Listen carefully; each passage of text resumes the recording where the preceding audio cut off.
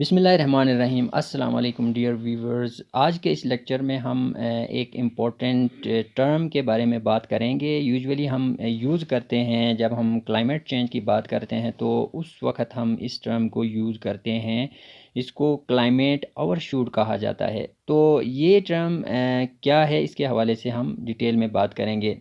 अगर आपको याद होगा, पेरिस एग्रीमेंट जो हुआ था, जिसमें तमाम कंट्रीज़ ने प्लेज किया था कि जो ग्लोबल जो टेम्परेचर है, ठीक है, जो ग्लोबल वार्मिंग की वजह से जो टेम्परेचर बढ़ रहा है, उसको लिमिट किया जाएगा 2 degree centigrade, below 2 degree centigrade को, ठीक है। और उसके जो परसुइंग एफर्ट्स हैं उसको लिमिट करके तकरीबन 1.5 डिग्री तक लेके जाना था। उसमें तमाम कंट्रीज़ जो उसके सिग्नेटरीज़ हैं पेरिस एग्रीमेंट में के उसमें उन्होंने प्लेज किया था। लेकिन क्या हो रहा है कि इस केस में अगर इस सिनेरियो को हम देखें तो ये इंडिकेट कर रहा है एक significant chance of over shooting these goals, यानी कि जो गोल्स रखे गए थे 2 डिग्री सेंटीग्रेड के कि ग्लोबल टेम्परेचर को उसको कम किया जाएगा, उससे नीचे रखा जाएगा, लेकिन ये जो है इसको ओवर शूट कर रहे हैं ये गोल्स को। इन अदर वर्ड्स के इसमें से टेम्परेचर जो है उससे ज़्यादा बढ़ रहा है। तो क्लाइमेट ओवरशूट एक ऐसी टर्म है, उसको कहा जाता है refers to the period during which warming will have increased past 1.5 degree centigrade. यानी कि क्लाइमेट ओवरशूट का मतलब है कि जो टारगेट रखा गया था, ठीक है, पेरिस एग्रीमेंट में, उससे भी इंक्रीज़ हो रहा है। यानी कि जो पास्ट जो पीरियड है उसमें तकरीबन 1.5 डिग्री सेल्सियस से बढ़ चुका है बिफोर फॉलिंग बैक डाउन, ठीक है। तो इस पीरियड में प्रोबेबली जो है occur around the middle of this century, ठीक है, इस सेंचुरी के तकरीबन मिडिल में ये अकर हुआ है। But troubling science are emerging, ठीक है, लेकिन जो साइंस हैं वो ट्रबलिंग हैं। दैट इज़ इट में अकर इवन अर्लियर, ठीक है। एक टारगेट जो रखा गया था उससे पहले जो है ये टेम्परेचर बढ़ने के चांसेस हैं, ज़्यादा चांसेस हैं, ठीक है। ये अलार्मिंग सिचुएशन है।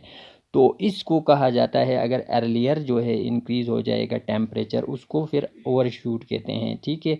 The longer the climate overshoot lasts the more dangerous the world would become. Of course अगर उसके जो इफ़ेक्ट्स होंगे, क्लाइमेट चेंज के इम्पैक्ट्स होंगे, या जो ओवरशूट अगर ज़्यादा हो जाएगा, ठीक है, ज़्यादा देर तक रहेगा, तो उसके फिर इम्पैक्ट्स भी डिवास्टेटिंग होंगे। क्लाइमेट इंड्यूस डिज़ास्टर, ठीक है, डिफरेंट काइंड ऑफ डिज़ास्टर्स, उसकी वो भी बढ़ने के चांसेस ज़्यादा होंगे। जैसे जैसे जो prolong period of higher global temperature है, ठीक है, ज़्यादा होता जाएगा, will have devastating and irreversible impacts on natural ecosystem. Of course फिर अगर टेम्परेचर बढ़ेगा और उसका पीरियड ज़्यादा हो जाएगा तो फिर उसके इम्पैक्ट्स भी डिवास्टेटिंग भी होंगे और इरिवर्सिबल होंगे उनके इम्पैक्ट्स। जो भी इकोसिस्टम है, नेचुरल इकोसिस्टम है, उसके ऊपर, या आपकी बायोडाइवर्सिटी है एंड ह्यूमन कम्युनिटी जो वल्नरेबल हैं, मोस्ट वल्नरेबल, स्पेशली जो मॉन्टेनियस कम्युनिटीज़ हैं, उन पे इम्पैक्ट्स जो हैं ज़्यादा से ज़्यादा होंगे ये अगर ये क्लाइमेट ओवरशूट हो जाएगा। और पर्टिकुलरली जो ड्राई एरियाज़ हैं, ठीक है, उन पे, या जो आप कह सकते हैं कोस्टल जोन्स पे, और जो दूसरे वल्नरेबल लोकेशंस हैं, ठीक है, जो डिज़ास्टर प्रोन एरियाज़ हैं, वहाँ पे।